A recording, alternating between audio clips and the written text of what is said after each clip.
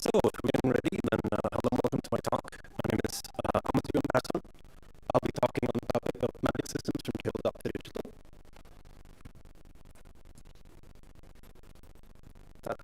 So, here's a little bit about me. So, I'm an indie RPG designer and author, and I'm also a programmer and design student for video games. So that's kind of why this talk is a little bit of a combination of those two. And here we can see the cover art for my games. These two are RPGs. The last one over there is a card game from ages ago. So this is who you're listening to for today. And hopefully my background seems like I have some kind of reason to talk about this topic. So the overview for today is pretty straightforward.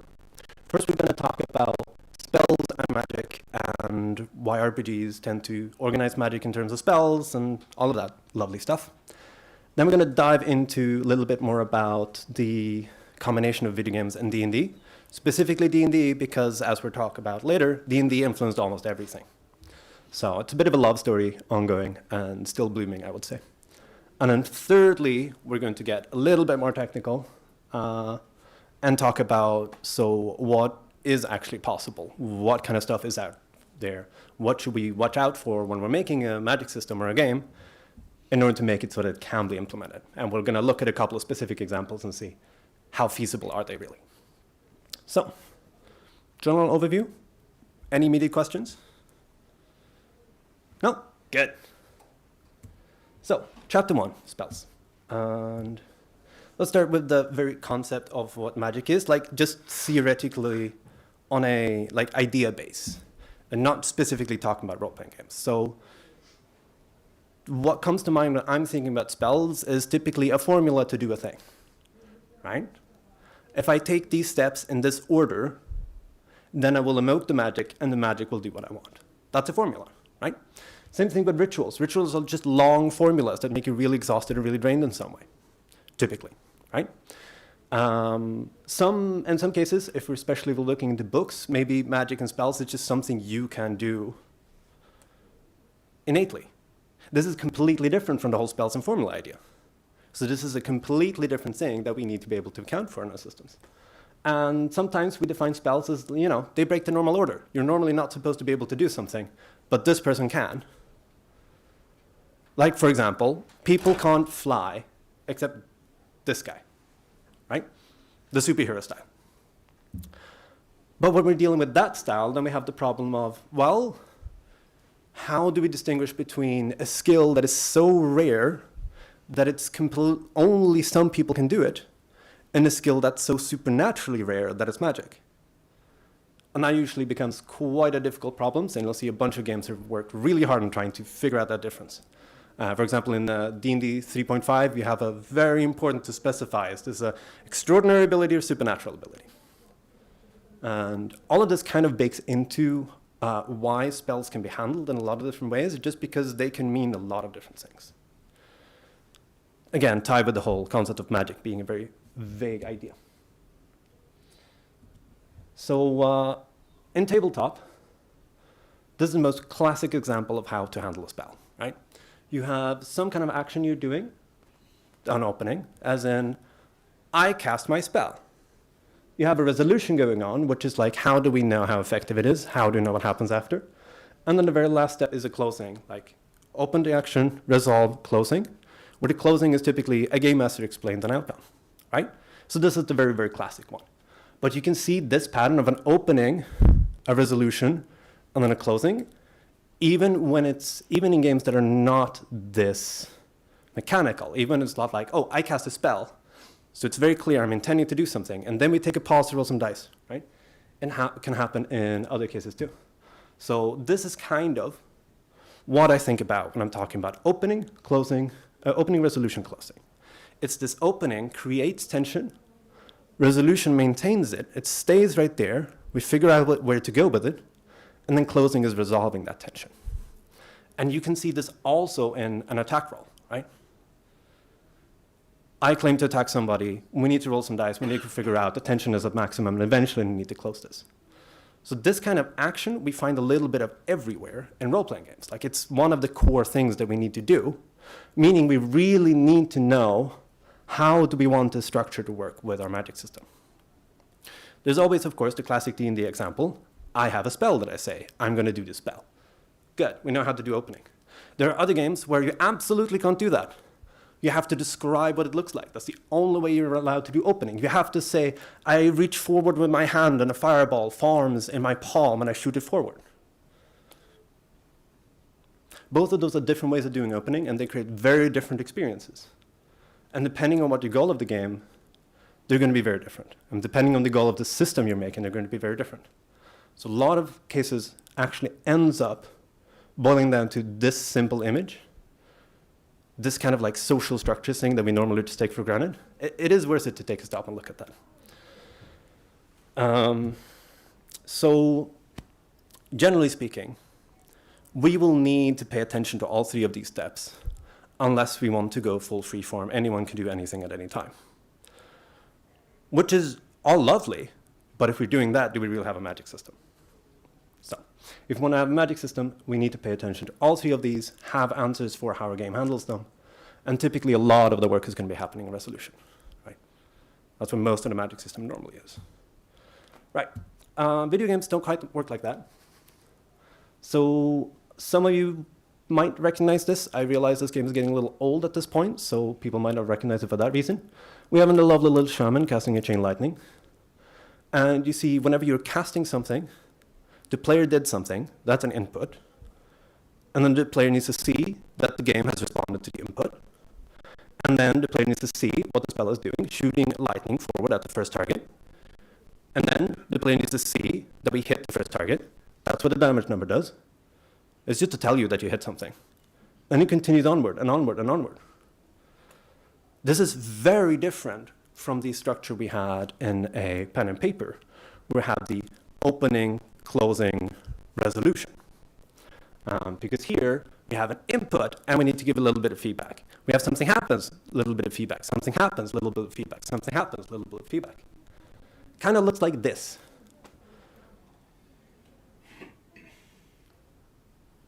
So instead of having just, here's our opening, here's our resolution, we roll some dice and then we're done, and then somebody tells us what happens, we have this ongoing effect after effect after effect that causes effect that causes effect. Even in a relatively standard, straightforward ability. For example, if we take our fireball and look at it from this way, the input is I click my spell, now I'm told like the area of effect that I'm going to affect when I'm holding my mouse over. That's a bit of feedback. And then I have a second input action, so we actually have two input steps, which is now I'm actually casting the thing. And what does that do? Well, it spawns a projectile. So now I have this thing that flies in that direction. So I need to see that. So it's an effect that I create the actual ball that's shooting forward, and feedback that I can see it. That ball is then going to hit something or end up at its final destination. We need to feedback an explosion. And then we need to see who gets hit by that. That means that on those characters that get hit, we're also going to need some kind of effect showing that they got hit, so the player understands where's the edge of my fireball. And that is also even more feedback. And then if it's also making them burn, we need to show that they're burning. We need to apply a burning effect, and we need to give feedback about that as well. So that for a relatively straightforward spell. And you see that the effect chain can get quite long.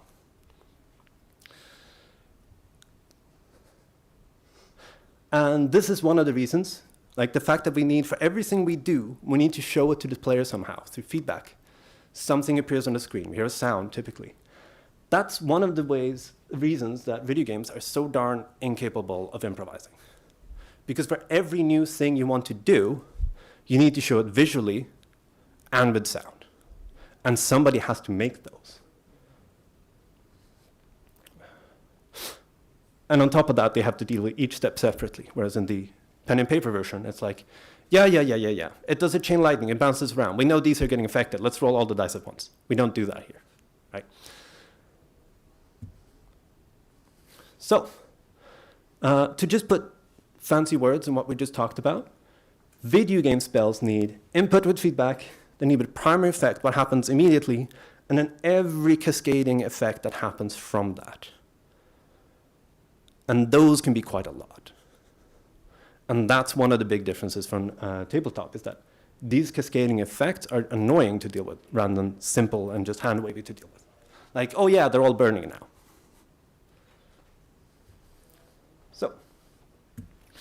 That brings us into what might be our media section, which is video games and D&D, the promised love story. And here's a little bit of motivation as to why I'm talking about this at all. So, for those of you who don't know, a large part of the RPG genre as we know it began almost in the 70s, 80s, like really early, probably more 80s than 70s now that I think about it, with something called point-and-click adventures. So if you played a game like King's Quest, if you played a game like there's King's Quest, it's Quest for Glory, I believe, is also one of them. A lot of really old games where you are just a main character walking around in these environments that are just drawn on the screen, just completely 2D, and you're trying to find the object you need to put onto that other thing that's in your way. So usually it's stuff like, I need the key to go unlock the bird cage so I can get the bird, because the bird scares away the ball, and when the ball is scared away, then I can go get the balloon that I can then use to open the door. Right? It's pretty wild, pretty out there, pretty far away from what pen and paper RPGs did. But there are very, very clear thematic references in these games to pen and paper RPGs, specifically Dungeons and Dragons, because that's kind of what was out there at the time. So that was kind of the first foray into video games, specifically Dungeons and Dragons, turning into video games. And then it just keeps going. Then we have turn-based RPGs. A lot of them have based their structure on exactly how Dungeons and Dragons handles stats, right? And then we go to dungeon crawls. Some of the earliest dungeon crawls we have are people in their basements who are programmers who decide, I want to make a game where I can slay a dungeon, and they take D&D classes and D&D stats, and then they just roll with them, and then they change them as they want. So the very, very first dungeon crawl games had no graphics at all, and were directly borrowing terms from D&D at the time. So there's a very, very, very close connection at that point, but still not directly implementing them.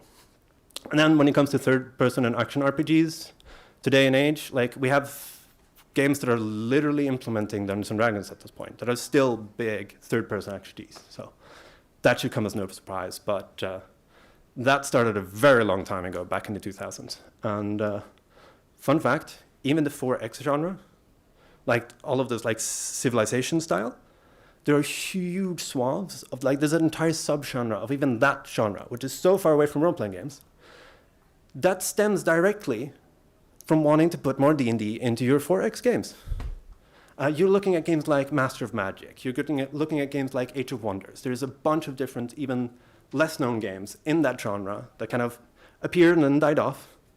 But they are literally using, originally, the same classes that you had in Dungeons and Dragons. Like, they just steal the class names and put that into my 4X because I want more role-playing elements.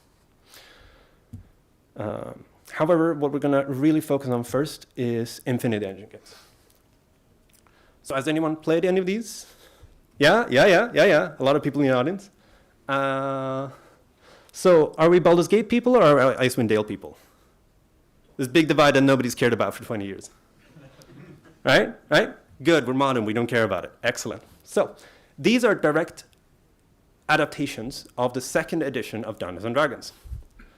For those of you who have never played Dungeons and Dragons, it has a lot of rules, but all of them are kind of vague. You have a lot of numbers, it's not always clear how to use them. So you really need to adapt the game to your table in order to use it. And the more out there you get, the more advanced the spells get, the more stranger these. Then you end up in, the dungeon master will figure it out.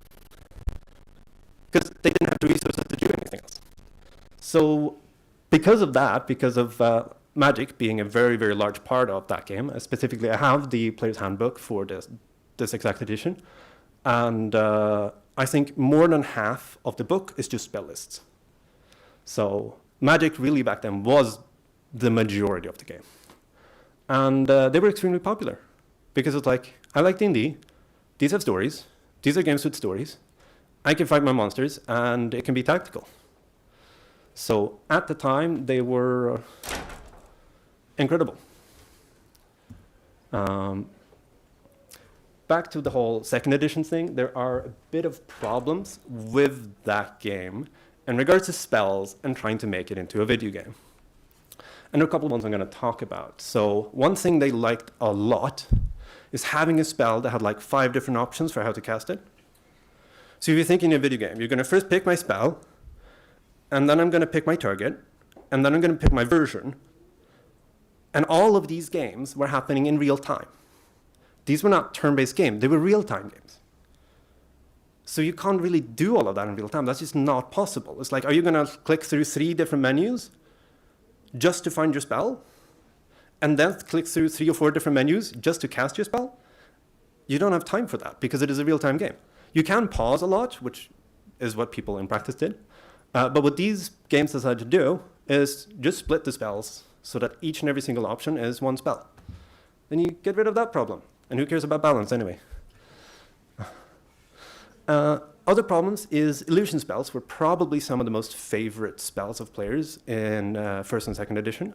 Don't quote me on the first edition, I haven't played it, but they had an entire class dedicated, so I imagine it was popular. And one of the reasons it was popular is that most of illusion spells were handled through pure improvisation. You could conjure up anything that was a small silent image if you could cast a silent image spell. And the effect of the silent image spell was like, oh yeah, the game master decides how the environment is going to handle it unless they pass the saving throw, but maybe it could be something like this. So generally speaking, if you wanted to do an illusionist spell, you needed to check that you had an illusionist-friendly game master. Otherwise, it just wouldn't happen. It would be different for every single game that you ran that in. And I don't know about you, but I have a very hard turning, oh yeah, do what you think is appropriate, into turning that into numbers. So as a consequence, these games just didn't. All they did was use invisibility for illusions. And similarly, in the second edition, most spells have a reverse. Sometimes that reverse is described with just a single sentence, and you're supposed to figure it out from that. And so they just like, no, we're just going to split into 2 spells when they have to. We don't need a slay/revived spell. We can have a slay living and a revive spell. They can be separate. And in extreme cases, when stuff like wish-granting spells, which is a big thing in D&D, that spell's been around for a long time, has a lot of history, in one of the cases, they actually did implement that. And yeah. So here's some concrete examples of that. Limited Wish being a spell that summons a literal wish-granting genie. And in Baldur's Gate 2, they actually had the incredibly ambitious idea that, yeah, we're going to put the spell in the game. You're going to summon a genie, and you're going to have a conversation with that genie, and that's going to tell you what you get. This got boring the second time you cast a spell. But they put a lot of effort into it, and they did implement the spell. And then there's a spell called Emotion in the original book. And in Icewind Dale, we have 4 different spells called Emotion Blah, like Emotion Courage, Emotion Hope, Emotion something else. Because the spell could do a little bit of everything, and was a little bit too much. And some games only implement 1 or 2. For example, Baldur's Gate 2, I believe, only has 1 emotion spell. Emotion Hopelessness, for those who are curious. So, and as ambitious as these games were, there is a lot of things that not even these crazy games that would go to that length actually did. For example, scrying and divination, which is like, yeah, reveal more of the map. You're done. It's not very funny. It's not like, that's not something I want to specialize in. I can just send a character there and I'll see the map. And they were not very good at having spells function differently based on where you're casting them. Sure, if you're in a forest, you'll get a different animal when you summon animal than if you're on a plane. But besides that, kind of nothing. Did you cast a fireball on a pool of mud, on a pool of water? No difference. They don't care. And they're extremely rigid about how spells can be used, and they're only for fighting. For fighting and causing chaos. So here we come to 3rd edition. Do you know this game? Yes, this is at least a few. I loved this game to death when I was younger. So these games were still real time, but now they're in 3rd person. So in this particular game, you control 1 character running around doing things. New for these games is that it's a new edition of Dungeons & Dragons. And that Dungeons & Dragons, between the 2nd and 3rd edition, is a huge difference in paradigm. It's a complete paradigm shift. Now, it's very important to players that rules must clarify so that game masters don't have to. No longer will you have the illusion spell that says, yeah, the game master decides, but we would recommend something like this. No, that must be specified, right? That's the point of the game at this point. And spells are also supposed to be very concrete in what they do so that we understand them easier. And we put numbers to everything and more numbers to our numbers. You know, that's...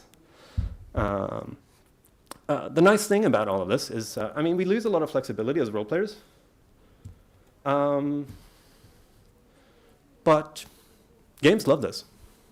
If you're asking a programmer to program something, this is the same thing they want, right? So everything's clearly specified. Everything's concrete, so I know exactly what to do. It can be represented by an object in my engine. And everything has numbers to it, so I don't have to bullshit it. It's already there. Excellent. Fantastic. So on top of that, we also have new things that happen in that edition that make people realize, hey, we can make spells be more complicated on the fly without the input being too complex. We can use something called meta magic. Like, this existed before.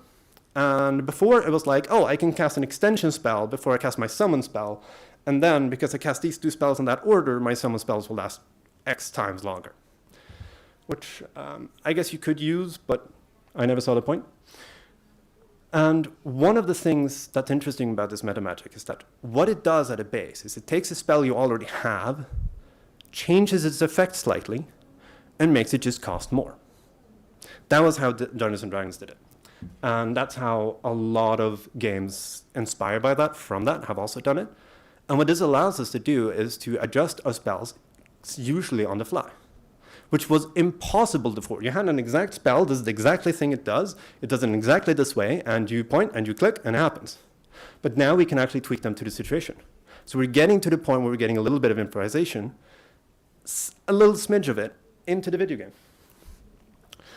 And a very nice thing is that computers make this almost effortless. You can just go say, oh yeah, I'll just click my tab for my still spells and then I'll cast this still spell instead. Because maybe someone decided to grapple you and you need to cast a spell without moving your arms. But there's plenty of more different ways that people did with this. But this was one of the new cool things that was happening in Magic at the time. And similar to, we have Infinity Engine being kind of like the, yeah? What's meta magic exactly? So meta magic exactly is, let's say I have a spell that shoots out a ball of fire. And I want to say, okay, this spell is cool, but it's not as powerful as my third level spell, because this is a second level spell. What if I have this ability that allowed me to elevate its power? So it's that spell, but the numbers are higher, but I cast it as a third level spell. That's a typical example, and that spell, that meta magic power is called Empower. Another one is a quiet spell. I'm sneaking up on someone. I want to turn invisible without saying anything. You take your invisibility spell, typically at level 4, you move it 1 or 2 levels up, and then you can cast it quiet. So it's some classes and some characters have access to these that they can apply to the spells they already have to make them slightly different. Does that answer the question? Yeah, so one thing it does is scale the spell. Yes, it's, you're absolutely right. It scales the spell and it allows you to adjust them slightly based on what you really need in the situation. So this is kind of a spiritual successor to the Infinity Engine games would be the Aurora Engine games, even though most of these was built on an extended version of it. And I have here some examples, and these are mostly here to show how big of an impact these third edition games actually had on the RPG genre at the time. Look at Neverwinter Nights, the one I talked about. Only one of us knew about it, except for me. Good job, you. And you as well. Okay, so there's 2 of us. That game was really big at the time, relatively unknown. Star Wars Knights of the Old Republic blew it out of the water when it comes to popularity. And it's made of the same engine and influenced Magic in the same way. It's the same ideas, but applied to a more popular franchise. And then we have Neverwinter Nights 2, which really started like showing that no, you can have a party even though you're playing in third person. I swear it's possible. Nobody had done that before. And then we have games like The Witcher and Jade Empire, where Jade Empire was really big on console, and The Witcher spawned the whole The Witcher series that we have today.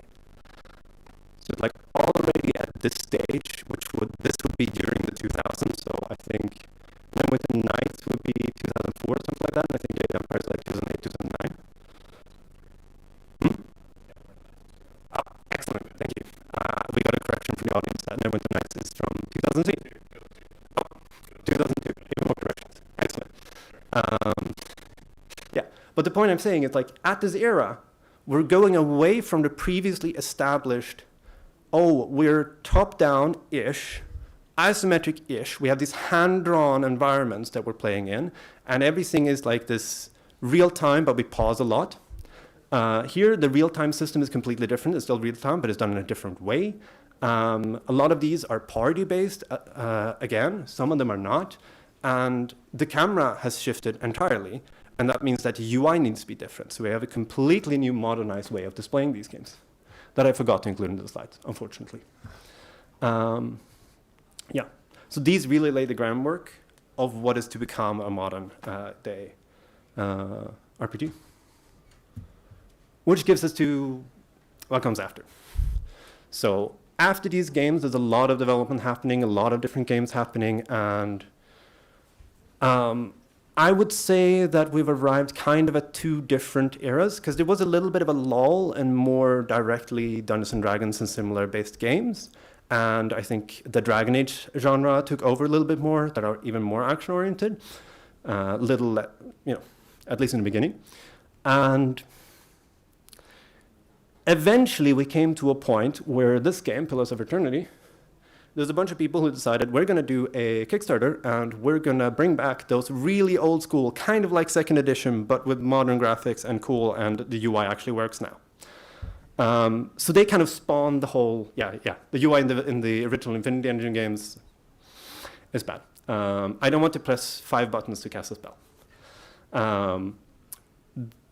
So they spawned an entire genre of just revival of that style. So you can look at Pillars of Eternity, also Pillars of Eternity 2, both really good games. You can look at Tyranny, that has the same kind of vibe to it. The Pathfinder games also really try to like really evoke a more modern, a more convenient and well-designed version of the old games, kind of forming one side. And all of these are real-time, but you can play them turn-based, or you can pause them, most of them. And then you have the other side, and they're like, we're going to take the rule sets of pen and paper RPGs, and we're going to put them in our style of game. Just make it turn-based. Forget this whole real-time bullshit. The systems were not made for it, so why should we play that way? And then we get Divinity Original Sin, that whole series. We get Baldur's Gate 3, directly based on, I believe it is 5th edition, right? Pardon? Yeah. Audience agrees it is 5th edition.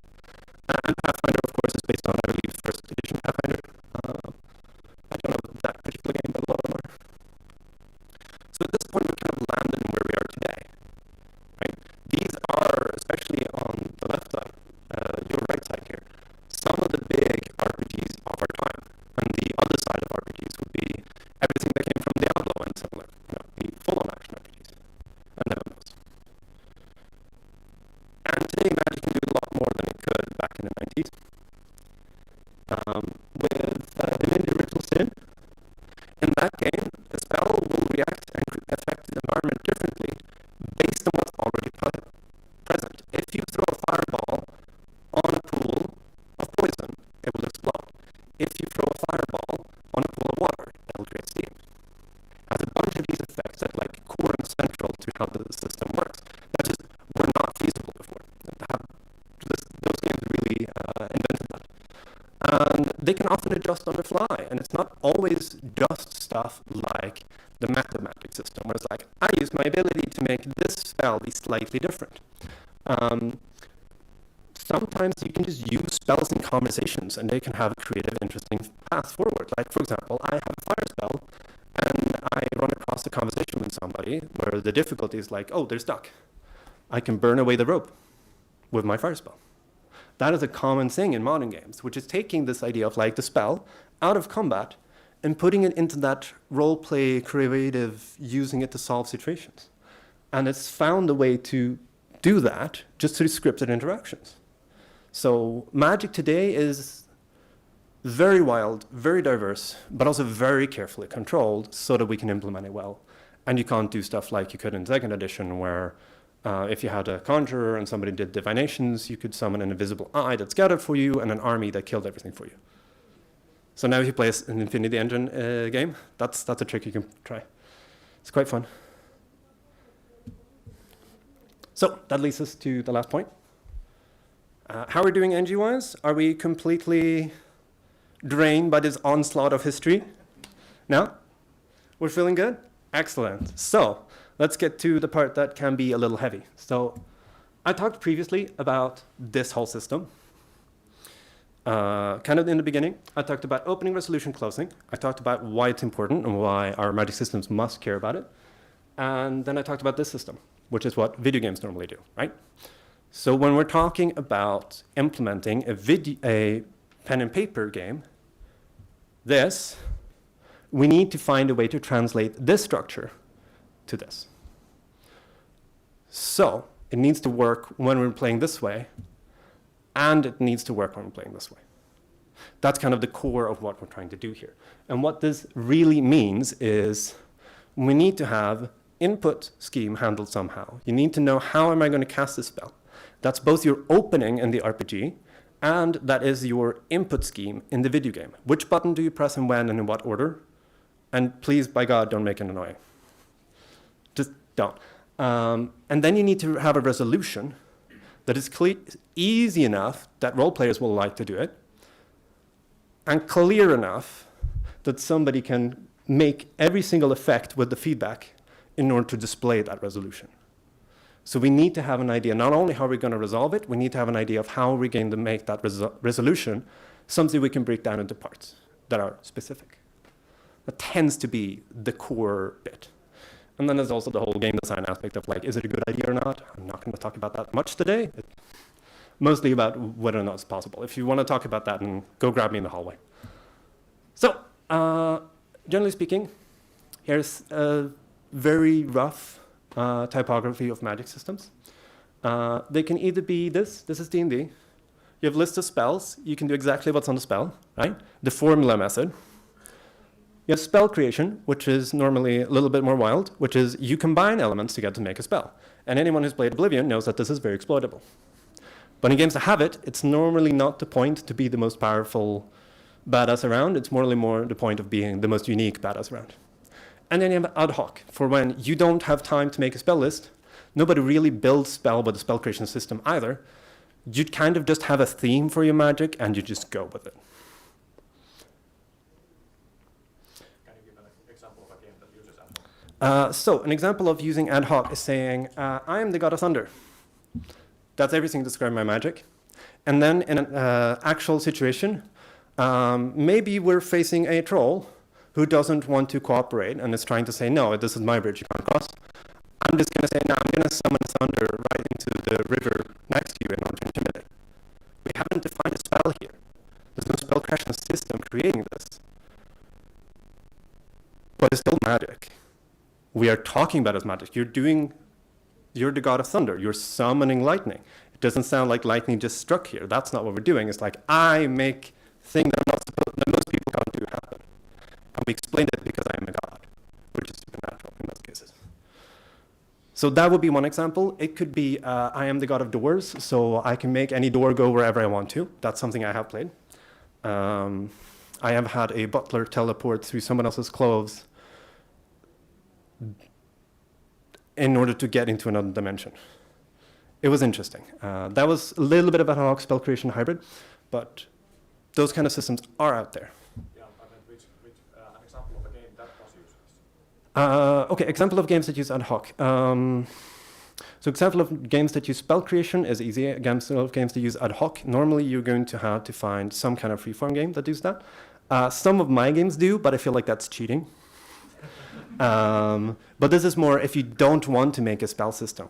And those games typically are not going to be big blockbusters, so that's typically somebody freeforming. But it's still an important part of the genre, of the hobby, so I still think it's important to talk about. But I think there are games that are system like, oh, we're going to build this world together, more like the world building game where you're all playing different powerful beings creating this world magically. A lot of those tend to have ad hoc, where it's like I have this theme, Because that theme, I can do my things. Would that fall into like Monster of the Week is kind of freer as well, I think. Yeah. So the question I got is, would that fall into sort of a Monster of the Week, or how does Monster of the Week fit with this? Yeah, like would that also apply to spell creation ad hoc kind of, because their magic is a bit more freeform, I think. Yeah. Yeah. If you're talking about a specific game called Monster of the Week, I don't know it. Okay. But I will say that I think spell creation and ad hoc works great for that style. In fact, it's a little bit ironic that I'm proposing ad hoc for Monster of the Week games when I am playing a Monster of the Week campaign and we have spell lists. But I wanted to make a spell list. Sue me. We have another question back there. So like ad hoc reminds me of how NPCs do things in games. Like you have the developer in the game Yeah. who has the possibility to give like a character very powerful nature powers that the player would Yeah. not be able to develop. Yeah, so the comment I got from the audience here is this ad hoc style of magic really reminds them of NPCs magic, because sometimes you can give NPCs magic that you really couldn't give to a player. In this case, like some powerful nature magic spell. Yeah, I absolutely agree. And it's kind of like when I don't have the time to dig through a spell book to find a spell for my players, for my NPCs, I'm going to ad hoc it, right? That's what I'm going to do. I want to go through a little bit of a game, which we are running a little bit out of time, so we're going to do this quickly. But I'm going to give you 3 pitches, and you're going to tell me if you think they can be implemented. And they're all a little out there, and they're all games that I have made. So let's start with this. It's a class-based game where you have spell list, but the thing is that magic can affect the plot rather directly. You can do stuff like summon any friendly NPC. That's a spell that you have. You have Enter the Realm of the Dead. You get 3 days and 3 nights, and good luck getting out. Or why don't you just have perfect divination? Why don't you just try to implement that? So what do we think? Do we think this is implementable? Do we think this is difficult? Do we think this is impossible? I think it's possible. So it's one possible, yeah? Definitely doable for the right kind of game. Doable for the right kind of game. We have a hand in the back there. Someone ended up that seemed very plausible, but the other side is very, very hard to do. Plausible, but very hard to do. I'm going to agree with you with the specific of only if you hate your writer, because all of the spells we talked about are technically implementable. They're very specific. The only problem with them is that they're going to destroy your plot. So, because you can have an underworld be like a dungeon that you go to. That's not a problem. You can have rituals locked to certain places in case you really need to constrain it. Maybe you need a ritual chamber. You only see a ritual chamber every so often, right? And allies can just be, oh, these allies are important enough. Everyone else now, right? That's good enough.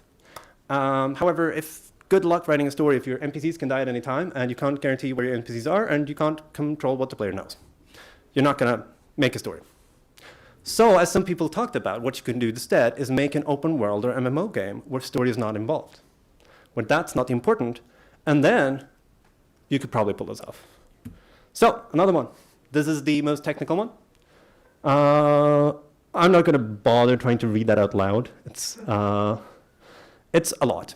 So this is a meta-language-based spell creation system where the whole meta-language is fueled by verb semantics.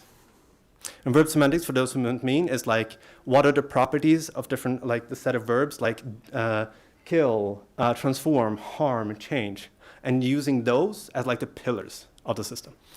What do we think? Doable? Not doable? Absolutely doable. Absolutely doable. We have some hands in the back. I think it's doable, but unlike other things, this one cannot be language agnostic. This one heavily depends on linguistics. It depends on who is playing the game, Yep. where they are, the group, and their dynamics. I agree. This is an excellent point that is being raised. That is heavily language dependent, which group you are, what dynamics they are. This is not, because it's directly using linguistics, it does matter which language you're using. I fully agree. I think it's an excellent astute point. And yeah. The difficulty of making this is you're effectively making your own meta language that you're then using to control game objects or similar in a game engine. And that's absolutely technically doable. We have more complex structured systems, but you either need a lot of money to hire a lot of people to do it, or maybe lose your sanity trying to do it all on your own. Because you then also need to make sure that you have the code, not just make an interpreter and a compiler and all of that lovely nonsense, you also need to show the player what's going on. So you need to figure out how to explain all of this to the player. That's hard. So last one. This is a type-based ad hoc system with backfires resolved through abstract algebra. Yeah. I have made a system. I do enjoy it. It's quite fun. I haven't found a game to put it in yet, but I think that's more because I haven't done very crunchy games lately. So basically, body it refers to anything biological. So anything biological fits in the body category. Mind is anything magical or going on in your head. World is anything in your environment. So those are the 3 categories. And if you're in an area that has too much of a mind spiritual energy and you're doing a body spell, then the mind spiritual energy is going to affect the body spiritual energy, and we're going to have a lovely little multiplication table over there. And that's how we see what is going to come out of it, what kind of effect actually happens. In pen and paper, you look at those effects, and you have a game master going over them and interpreting them. So what do we think? Doable? No? Only in a very limited sense. In a very limited sense? Another hand back there? I think this is what every game should aspire to be. So I get the comment that I think this is what every game should aspire to be, and thank you so much for that comment. We can absolutely try it over there in the inner room during the weekend. Don't worry. Another hand back there. Yeah, but I think group of players who are very enthusiastic about math as well. A comment about, yeah, I think it's doable, but this really requires players enthusiastic about math. And I have to agree with you at that point. I try to explain to my players that you can follow the lines, and it's like, that gives you a plus or minus if you follow them or not, and they're lost. So you need a nerd like me. And this is kind of mostly no, because I'm really agreeing with you here in the front, that in the end, if you work to make this digital, yeah, you can have this like abstract algebra thing, that's no problem. That's a mathematical construction. Computers can do that. The thing that computers can't do is interpret vague categories, so you need to give them random tables, pretty much. Sure, you can queue in your random tables with like weights based on tags or something for your environment, what just happened, but it's still going to feel kind of like random tables. So you take this beautiful ad hoc constructive system and reduce it into a random table lookup. That's very complicated, but it's still a random table lookup. So if any of you have ever hated playing a wild magic sorcerer, that's what this will turn into. So. At minimum, we would have 6 effects because if we go back to the table, we have 6 outcomes. So if Yep. you always get the same outcome, then we would have like 3 things, 3 inputs and 6 outcomes. Yeah, so those are categories of outcomes, and in each of those, they can be positive and negative based on whether or not they're reinforcing or if they're conflicting. And they are categories, so they, again, if you get a positive body, it's a surplus of body, so maybe, I don't know, life appears. I don't know, people are like bleeding from their eyes everywhere because it's just so much of it. Just make it a random table with 1 entry. Random table, 1 entry, yeah. That's gonna be an exciting game with a strong magic system. I So- said it's mostly null. Yeah. I would love to stay and talk, but we've reached the end of our allotted time, more or less. So I have to say thank you so much for listening. This is if you want to ask me questions about magic systems, please do. And if you're curious about the games I've made, you can test some of them in the indie room, or you can go to the publisher for them. They're lovely people. That's why I'm pitching them here. And thank you very much for listening.